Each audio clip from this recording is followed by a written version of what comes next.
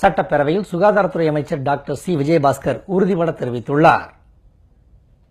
அரசை பொறுத்தவரையில தமிழகத்தினுடைய உரிமை அது யூஜி, பிஜி, சூப்பர் ஸ்பெஷாலிட்டி இந்த மூன்றிலும் தமிழகத்துடைய உரிமை எந்த அளவும் பறிப்போய்விடக் கூடாது என்பதிலே மாண்புமிகு தமிழ்நாடு முதலமைச்சருடைய தலைமையில அம்மாவுடைய அரசு உறுதியாக இருக்கிறது என்பதை நான் முதற்கண் இந்த அவையிலே பதிவு வைக்க விரும்புகின்றேன். அதன் அடிப்படையில் தான் இன்றைக்கு காமன் கவுன்சில் நடத்த வேண்டும் என்று மத்திய அரசு சொல்லியிருந்தாலும் கூட உடனடியாக அரசு செயலாளர் மூலமாக மக்கள் நல்வாழ்வுத்துறை ஒரு மத்திய அரசுக்கு அழுத்தத்தை கொடுத்து இதில் தமிழகத்துடைய உரிமை பாதிக்கப்படக்கூடாது, அந்த 50% சர்வீஸ் கோட்டா நிலைப்படுத்த வேண்டும் என்ற கருத்தை மத்திய அரசுக்கு நாங்கள் வலியுறுத்தியிருக்கின்றோம், அழுத்தம் கொடுத்திருக்கின்றோம். அந்த நிலையிலே அரசு உறுதியாக இருக்கிறது என்பதை நான் உங்களுக்கு தெரிவித்துக் கொள்கின்றேன்.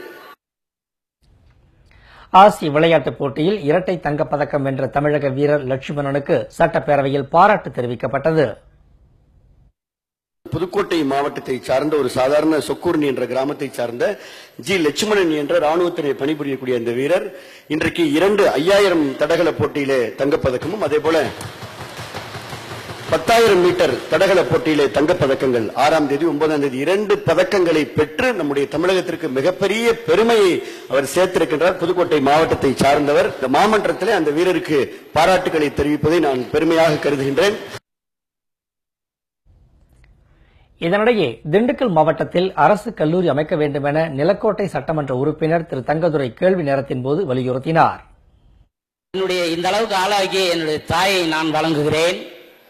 மாண்புமிகு சின்னம்மா அவர்களையும் வணங்கி நிலக்கோட்டை சட்டமன்ற தொகுதியில் என்னுடைய மாவட்டத்திற்கு தலைநகருக்காக பெருமை சேர்க்கின்ற வகையில் ஒரு மாவட்ட மருத்துவக் கல்லூரி வழங்க வேண்டும் என்று மாண்புமிகு பேரவைத் தலைவர் அவர்களாக மாண்பு முதல்வர் அமைச்சர் அவர்களை பணிவு